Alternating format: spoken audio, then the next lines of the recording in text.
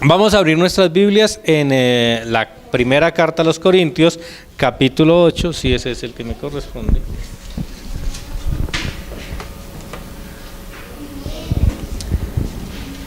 Y voy a leerlo en esta versión. Recordemos que aunque a veces las palabras son un poco diferentes, el mensaje final es el mismo. Todo el capítulo, vamos a leer todo el capítulo. Entonces, lleva acá por título la carne sacrificada a los ídolos. En cuanto a la carne ofrecida en sacrificio a los ídolos, todos conocemos el modo de proceder, pero el conocimiento envanece, solo el amor es verdaderamente provechoso. Si alguien presume de conocer alguna cosa, es que ignora todavía cómo hay que conocer. Pero si ama a Dios, entonces es objeto del conocimiento amoroso de Dios. En lo que se refiere a comer carne ofrecida en sacrificios a los ídolos, sabemos que los ídolos no significan nada en el mundo y que no hay nada más que un Dios. Existen, sí, esos a los que llaman dioses, sean en el cielo o en la tierra. Y son, por cierto, muchos esos dioses y señores. Para nosotros, sin embargo, solo hay un Dios, el Padre de quien todo procede y a quien todos estamos destinados. Y solo hay un Señor, Jesucristo, mediante el cual han sido creadas todas las cosas y por quien vivimos también nosotros. Pero no todos tienen este conocimiento. Algunos, acostumbrados a la idolatría hasta hace muy poco, comen pensando que es carne sacrificada a los ídolos, y su conciencia, que está poco formada, incurre en culpa. No será un alimento lo que nos haga estar más cerca de Dios. Nada perdemos por dejar de comer, ni ganaremos nada por comer. Eso sí, procuren que esta libertad de que ustedes gozan no se convierta en ocasión de caída para los poco formados. Porque vamos a suponer que alguien te ve a ti, que tienes la conciencia bien formada, tomando parte en un banquete en el que se sirve carne sacrificada a los ídolos. Su conciencia poco formada ¿no se dejará llevar de tu ejemplo y comerá de esta carne? Y así porque tú le has dado de sabio, tú que te las has dado de sabio, se perderá ese hermano poco formado todavía, pero por quien Cristo murió. Con lo que además de pecar contra los hermanos, el hacer daño a su conciencia mal formada, pecan también ustedes contra Cristo. Por eso, si tomar un alimento va a ser ocasión de pecar para mi hermano, jamás tomaré ese alimento para no dar a mi hermano ocasión de pecar. El pretexto es un alimento, pero eso es básicamente el pretexto. Yo le he colocado por título a este estudio ¿Cómo conducirnos? Y encuentro 3 temas grandes en él, y de esos 3 temas hay 2 paralelos. Un primer paralelo está en el versículo 1, entre el conocimiento y el amor. ¿Qué pasa o qué hace en nosotros el conocimiento y qué hace en nosotros el amor? Todos normalmente sabemos cosas y conocemos cosas, pero secularmente escuchamos por ahí una frase de algún filósofo griego bastante conocido: entre más sé, más me doy cuenta de mi ignorancia. Sin embargo, cuando nosotros nos dejamos afectar por el conocimiento, empezamos a envanecernos. Es que yo sé más. Y hace un momento nos demostraron que no sabemos más. 22 nombres ahí, y quien más encontró la mitad. O sea, no sabemos.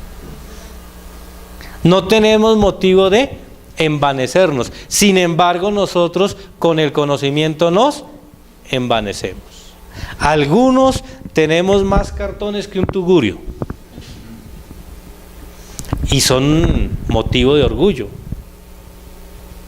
ya sea en la oficina, en el estudio, en la casa, qué sé yo, encontramos un muro empapelado.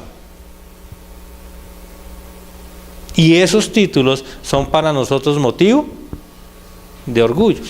O sea, eso nos está envaneciendo. El conocimiento nos envanece. Qué aburrido que es ir al cine con un físico. Se tira la película. Porque es que uno se emociona con lo que está, y entonces empiezan a explicarle, no, es que el efecto de la luz y esto y lo otro, la dañaron. Al niño le decimos, Dios hizo un muñequito de barro, sopló y ya, apareció el hombre. Chévere. No, Dios es un duro. En cambio nosotros, ya conociendo la evolución, conociendo todas esas teorías, entonces decimos, ¿de verdad eso es así? ¿De verdad Dios hizo un muñequito ahí, sopló y ya? Y cuando uno se pone a mirar su cuerpo, ya sea pequeñito o ya sea grande, no hay problema, vemos la perfección que hay en él, y entonces esa teoría ya como que no nos impacta mucho. Eso hace el conocimiento en nosotros, dañarnos. Si nosotros no manejamos adecuadamente el conocimiento, si nosotros no manejamos correctamente el conocimiento, nos va a dañar. Y eso es lo que nos está diciendo el apóstol acá. El conocimiento nos envanece. El conocimiento nos hace creer mayor cosa, nos hace creer más que los demás. Y lo dice en el versículo 2, si creemos conocer, no se conoce lo suficiente. Y eso está apoyado también en lo que dijo el griego a nivel secular. Entre más sé, más me doy cuenta de mi ignorancia. No porque no sabía tanto, sino porque ahora el mundo que se me presenta de conocimiento es mucho más amplio. Y algunos nos volvemos ansiosos del conocimiento. Y el conocimiento nos empieza a dañar. Y nos sigue dañando. Y cuando es tanto el conocimiento, entonces todo lo vemos a la luz de la razón, a la luz de la lógica. Si es lógico, vale. Si no es lógico, no vale. Si está dentro de un razonamiento adecuado, vale. Si no está dentro del razonamiento adecuado, no vale. Si le preguntáramos a cualquiera de estos niños si aman a su mamá, van a decir que sí. ¿Por qué? Porque es mi mamá. No hay conocimiento, sin embargo ellos aman a su mamá porque es su mamá. Pregúntale a su pareja si lo ama o si la ama, y una vez le diga el sí, pregúntele por qué. ¿Por qué es usted? ¿Cómo así? Ya ese conocimiento nos empieza a meter en problemas, porque es que ya no esperamos que nos diga, no, es que mi esposa me diga, yo lo amo a usted porque es que usted es Juan. Pues eso como que no tiene sentido, eso no está a la luz de un razonamiento. El conocimiento nos daña, nos mete en problemas, porque si mucho conocemos, créame, mucho erramos. Porque como sabemos tanto, entonces podemos hablar, como sabemos tanto podemos opinar, como sabemos tanto podemos decir. Y el que mucho habla, dice el adagio, mucho hierra. ¿Qué nos dice el apóstol que es mejor? El amor. ¿Y qué nos está diciendo del amor? Primero, el amor edifica. Porque es que cuando nosotros amamos a alguien, le tenemos paciencia. ¿Sí ve? Cuando nosotros amamos a alguien, procuramos justificarle, procuramos entenderle. Si no lo amamos, le caemos con todo el peso de la ley. Pero cuando lo amamos decimos, no, espera un momentico, es que de pronto estaba mal, se levantó mal, no estaba en sintonía. Eso hace el amor, nos edifica. Porque es que por amor nosotros mismos también nos abstenemos de hacer muchas cosas. Porque es que es dañar a la otra persona. Entonces, como yo le amo, yo me abstengo de hacer ciertas cosas. ¿Sí? Aunque el alimento no esté muy bien preparado, pero me lo prepararon con amor y yo digo, chévere. ¿Sí? Por amor. Entonces el amor nos edifica, porque nos ablanda y hace que miremos a la otra persona con ojos diferentes. Hace que busquemos que las personas sean mejores. Por amor educamos a nuestros hijos y los corregimos. Por amor tratamos de que ellos adquieran buenos hábitos, buenos comportamientos. Todo eso es por amor. Si no les amáramos, vemos un niño en la calle haciendo pataleta, qué mal se ve. Entonces por amor yo procuro que mi hijo no llegue a ese estado. Porque es que se ve mal. Un niño patalatudo se ve mal. Entonces mejor que no la haga. Y yo le enseño a que no la haga. Eso es por amor. No obstante, el amor del que nos habla el apóstol lo vemos en el versículo 3. Pero si amas a Dios, entonces es objeto del conocimiento amoroso de Dios. Mire lo bueno. Si yo amo a Dios, Dios me conoce. Si yo amo a Dios, soy objeto de su conocimiento, soy objeto de su amor.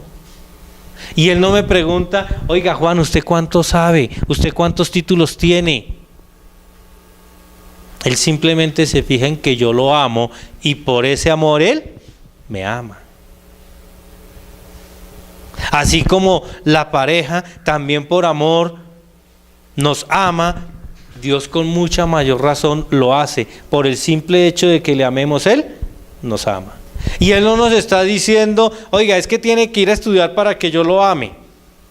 Es que tiene que adquirir cierta cantidad de conocimiento, cierta cantidad de títulos para que yo lo ame. No, Él simplemente nos ama porque nosotros lo amamos. ¿Y por qué nosotros lo amamos? Porque Él nos amó primero y entregó a su Hijo. Cuando uno se pone a mirar ese sacrificio, es tremendo. Entregar uno a su Hijo. Y no por algo de uno, sino por otros. Eso es mucho amor.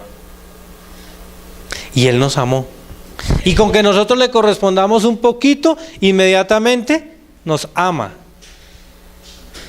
Luego es más importante ese amor que nosotros le manifestemos a Dios que el conocimiento que le manifestemos a Dios. Si bien es cierto que yo tengo que prepararme, si bien es cierto que yo tengo que estar actualizado, eso no significa que es lo más importante, porque es que yo no vengo acá a hablar lo que Juan quiere hablar. El pastor Weimar cuando está acá no viene a hablar lo que el pastor Weimar quiere hablar. Nosotros somos simplemente un instrumento para que Dios hable a través de nosotros lo que Él quiere hablar.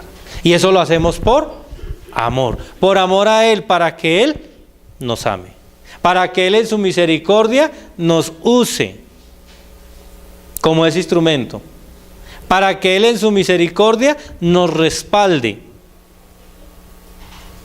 Por eso nosotros necesitamos prepararnos, porque Él nos va a recordar las cosas, pero si las sabemos.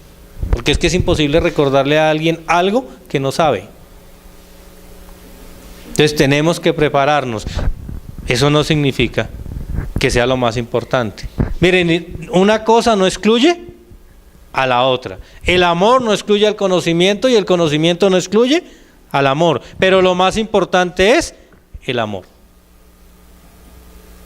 Y lo más importante es que nosotros gobierne el amor.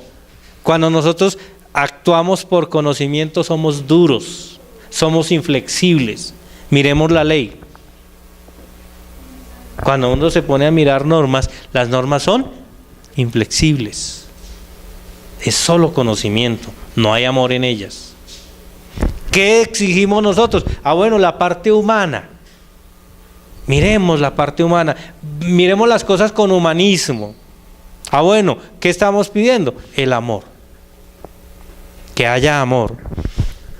¿Qué mejor que ser conocidos por Dios y no ser desechados por Dios?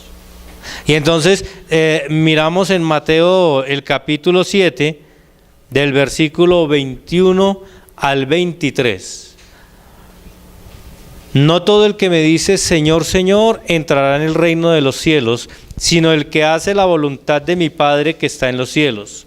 Muchos me dirán en aquel día, Señor, Señor, ¿no profetizamos en tu nombre? Y en tu nombre echamos fuera demonios, y en tu nombre hicimos muchos milagros. Es decir, no conocí mucho, no hice mucho por conocimiento. ¿Y qué me va a decir Él? Y entonces les declararé, nunca os conocí, apartados de mí, hacedores de maldad. O sea que, ¿qué necesitamos? Que Él nos conozca. ¿Y cómo nos conoce? Cuando nosotros lo amamos.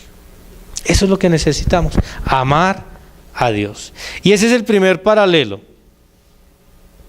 Conocimiento versus amor. El segundo paralelo que encontramos en este pasaje, que para nosotros no tendría por qué existir, sin embargo lo enunciamos, está entre Dios y los ídolos. Dios versus los ídolos. Y entonces, lo primero, Dios es único. Los ídolos son nada.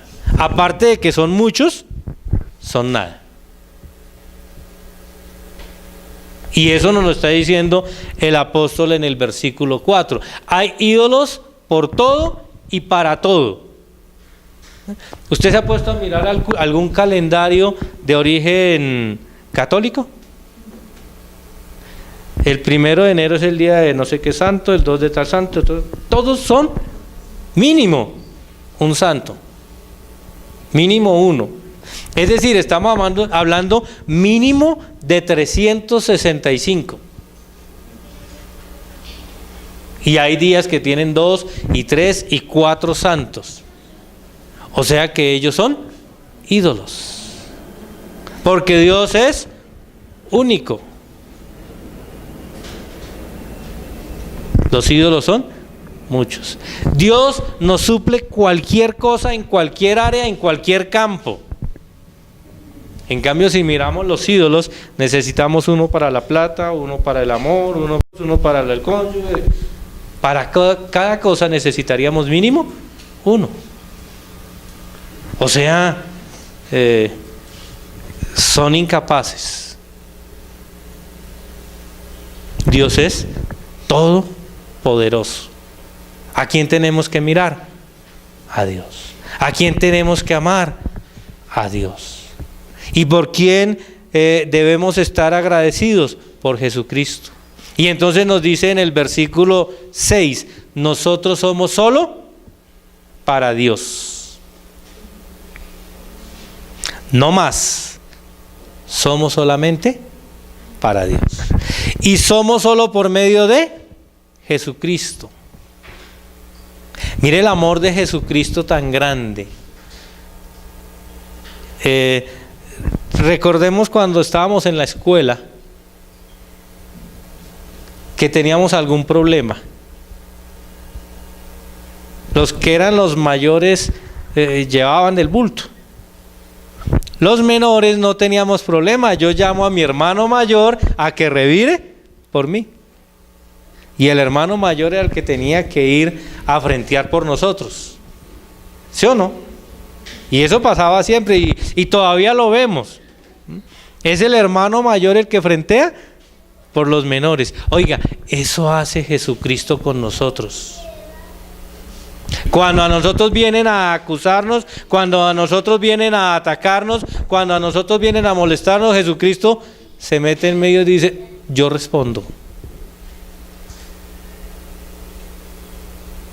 Cuando el acusador va ante Dios Padre y nos acusa, Jesucristo dice, acá está detrás mío. Y entonces cuando Dios ves a Jesucristo y no nos ve a nosotros, porque si nos viera a nosotros, a la fija, decapitados. Pero como ve a Jesucristo, porque Él nos complementa, Él está revirando por nosotros. ¿Por quién? Por medio de Jesucristo es que nosotros llegamos al Padre. Solitos no podemos llegar. Solitos no nos podemos presentar. Porque ¿quién está libre de culpa? Y entonces nosotros tenemos que ir siempre por medio de Jesucristo. ¿Para quién somos? Para Dios. ¿Por medio de quién? Por medio de Jesucristo. Los ídolos no nos sirven. Los ídolos no. Imagínense que nos tuviéramos que presentar ante Dios con ídolos. ¿Cuántos vamos a necesitar? Si hacemos cuentas, ¿cuántos son nuestros pecados? Por cada pecado un ídolo. ¿Cuántos ídolos necesitaríamos? Mientras que en Jesucristo encontramos absolutamente todo. Luego vamos a presentarnos por medio de Jesucristo. Es lo que tenemos que hacer. Luego, o los ídolos o Dios. ¿A quién le vamos a servir? Imagínense uno teniendo, voy a decir algo, 5 jefes inmediatos. ¿A cuál obedecemos? Y solo estoy hablando de 5.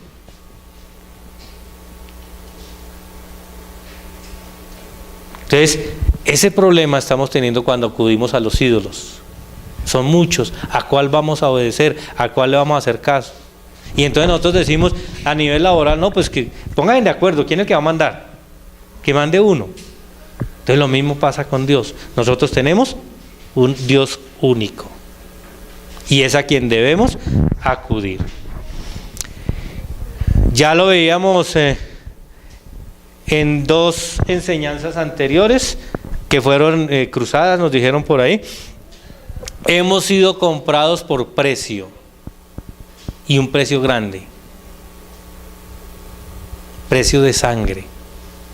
Eso lo encontramos en 1 Corintios, capítulo 6, versículo 20, capítulo 7, versículo 23. Y todos sabemos cuál fue el precio que Jesús pagó por nosotros, su sangre.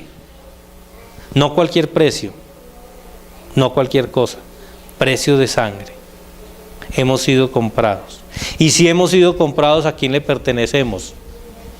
Sin embargo, Él nos dice, usted es libre. Por eso nosotros cantamos, cuando cantamos en las canciones, que nosotros voluntariamente nos hacemos sus esclavos. No nos lo exige. Nosotros voluntariamente nos hacemos sus esclavos. Aunque Él nos compró, aunque Él es propiedad nuestra. Perdón, nosotros somos propiedad suya. Sin embargo, Él no nos está enrostrando continuamente eso, así como cuando alguien nos hace un favor, ¿no? Cada ratico nos lo enrostran. ¿Sí? Acuerde que usted tiene trabajo porque yo lo recomendé. ¿Sí? Y nos lo enrostran. Oiga, tan bonita que se le ve la camisa que yo le regalé. ¿Sí o no? Y cosas así. Eso es como lo más maluco que hay en la vida. Uno dice, necesito la camisa, o si no se la devolvía. Jesús nunca nos está enrostrando el gran sacrificio que Él hizo por nosotros. Luego, por ese amor es que nosotros debemos corresponder a ese amor. Amor a Dios. Y por ese amor viene el tercer elemento. No debemos servir de tropiezo. Nosotros sabemos mucho. Y entonces cuando le decimos al niño, no, esa vaina de que el muñequito que Dios le sopló y tal, eso como que es un cuento de hadas. Oiga, estamos siendo tropiezo. ¿Y cuántas cosas vemos que la gente hace por su conocimiento? Y entonces nosotros, pero si lo hace el otro que sabe, si lo hace el pastor, ¿por qué no lo voy a hacer yo? Si lo hace el teólogo, ¿por qué no lo voy a hacer yo? Entonces, primero, nosotros, es lo que nos dicen, no debemos mirar a los seres humanos. Pero segundo, la mayor responsabilidad está para esa persona. Si a mí me están mirando, si yo estoy siendo motivo de ejemplo, tengo que cuidar cómo me conduzco. Tengo que cuidar qué hago, qué digo. Porque a mí me están mirando. Y los que se están formando, de pronto, se van a malformar por mi comportamiento. Entonces, donde me dice, no debemos servir de tropiezo. Versículo 9. Y versículo 10. Están entrelazados los dos versículos. Eso sí, procuren que esta libertad de que ustedes gozan no se convierta en ocasión de caída para los poco formados. Y entonces en el versículo 11 nos dice, porque vamos a suponer que. ¿Qué es lo que vamos a suponer? Que la persona que está en formación ve que usted hizo tal o cual cosa, que usted dijo tal o cual cosa, que usted utilizó estas o las otras palabras. ¿Cuántas veces con el solo lenguaje nosotros decimos como que nos están insultando? Entonces, algo que típicamente decimos por ahí es, o por lo menos yo, más es usted mientras consigue un diccionario. Porque es que a veces utilizamos un lenguaje que yo no sé si es un halago o un insulto. ¿Cierto? Nos ha pasado a todos que nos dicen alguna palabra y, bueno, ¿y esa vaina qué significará? ¿Será que me está insultando? Pero lo dijo con una cara de amabilidad. ¿Qué me estará diciendo? Nosotros necesitamos un diccionario para poder entender lo que nos están diciendo. Entonces, ¿qué le está diciendo el apóstol acá a esas personas? Usted que más sabe, usted que más conoce, oiga, fíjese el ejemplo que está dando. El problema que tenemos los hermanos mayores, ¿qué ejemplo se le da a los menores? El menor siempre es el que más chévere la pasa en la casa. Los culpables siempre son los mayores, porque es que ellos fueron los que dieron el ejemplo, ellos fueron, ¿sí o no? Y eso nos pasa. Entonces, algo similar sucede acá. Si usted conoce más, si usted sabe más, si usted entiende más, fíjese cómo se comporta, fíjese qué hace. No sea motivo de tropiezo a los menos conocedores, a los menos sabios, a los menos viejos, no físicamente, sino en Cristo. No sea motivo de tropiezo. Lo que usted haga para esa persona va a ser importante. Y eso es lo que nos está diciendo el apóstol. No sea tropiezo. Fíjese bien qué dice, fíjese bien cómo actúa. Repito, la comida es simplemente un pretexto. Quien hace tropezar a alguno de estos pequeños, y mire la sentencia que nos da Mateo 18:6. Allá es interesante lo que nos dice el Señor. Mejor es que coja una piedra de molino, se la ate al pescuezo y se lance al agua. antes de hacer caer a uno de esos pequeñitos. Porque es que va a venir el hermano mayor a revirar por él. Entonces, fijémonos bien cómo actuamos. No estamos diciendo es que tenemos que convertirnos en santurrones, no. Es simplemente adquirir un comportamiento adecuado, el comportamiento que debemos tener, el comportamiento que debemos asumir en la medida en que vamos conociendo. Porque siempre vamos a ser utilizados como parámetro. El que más sabe es el que al que más se le exige, al que más se le da es al que más se le exige. Y entonces, como usted sabe más, usted tiene que mirar cómo se comporta. Ese es el problema de saber más. O sea, el saber más no es para presumir. El saber más es para que usted mire cómo se conduce y qué ejemplo está dando. Lo dice en el versículo 12, si se peca contra el hermano, se peca contra Cristo.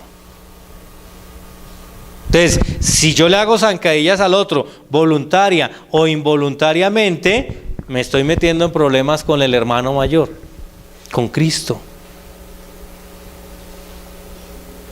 Entonces, a veces decimos, mejor no conocer.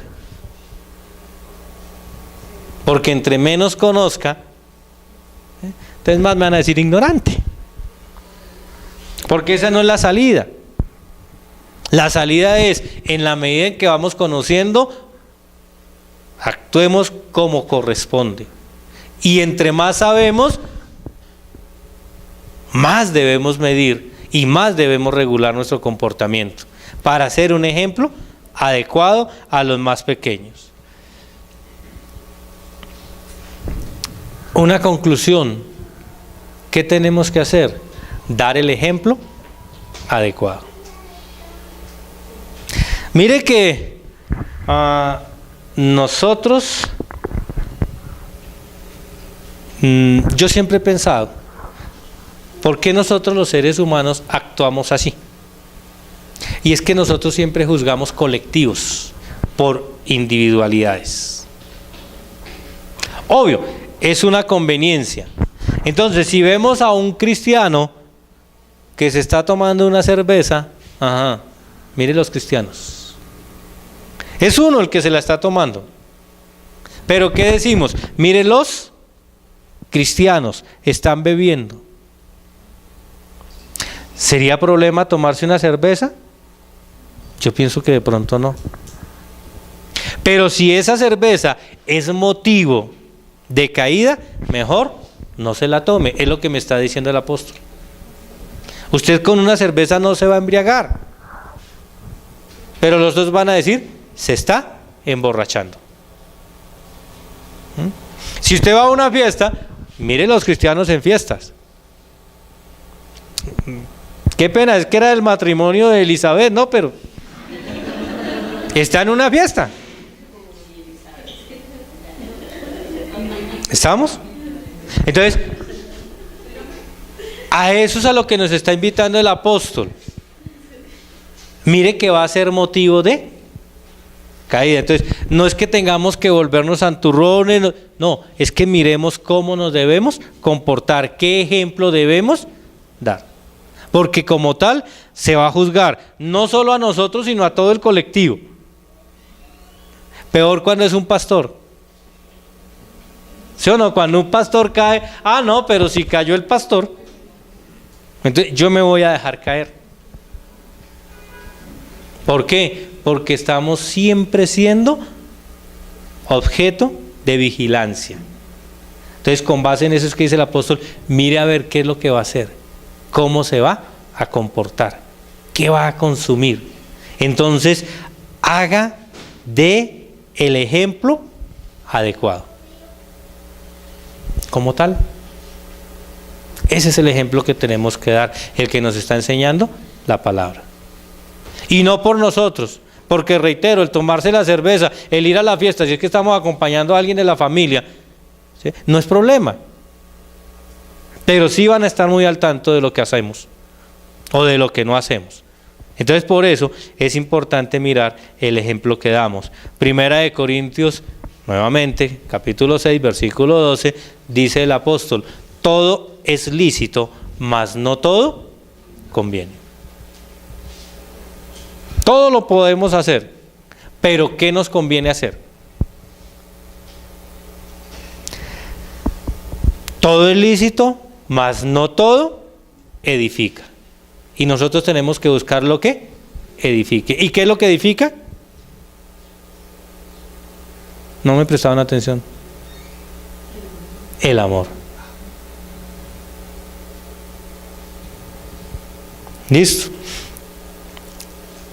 Y ya todos conocemos ese pasaje que también en los próximos días estaremos reestudiando.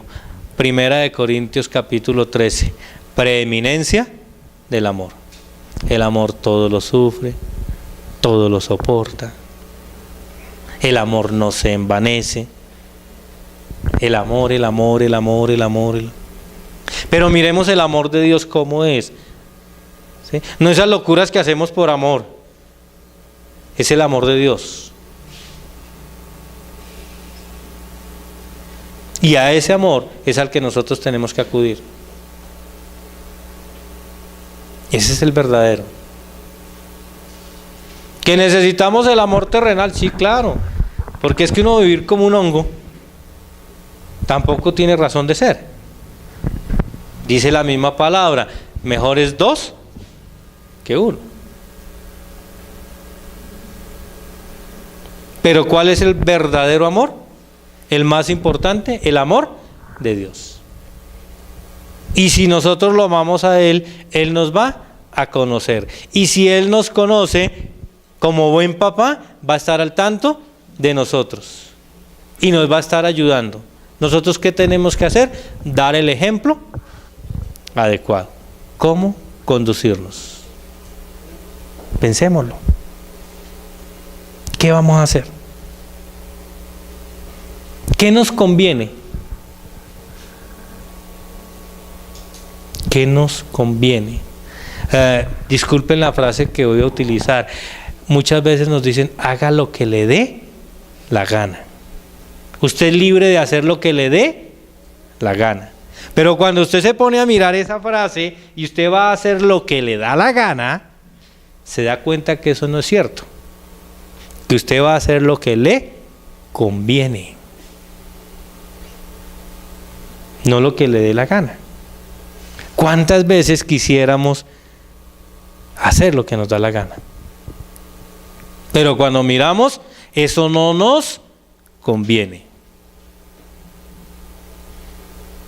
Y eso es lo que nos está diciendo el apóstol. Haga lo que le conviene. Todo es lícito, pero no todo conviene. Todo es lícito, pero no todo edifica. Está guiadito. ¿Qué es lo que edifica? El amor. ¿Cuál amor? El amor de Dios. El amor hacia Dios. ¿Por qué? Porque Él nos va a conocer. Y entonces la invitación es esa. Amemos a Dios sobre todas las cosas. Primer mandamiento.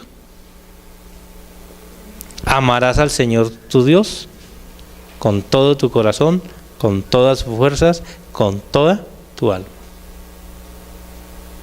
Por encima de cualquier cosa. Porque es mejor entrar incompleto al reino de los cielos que irse completico a los infiernos. ¿Cómo nos vamos a comportar?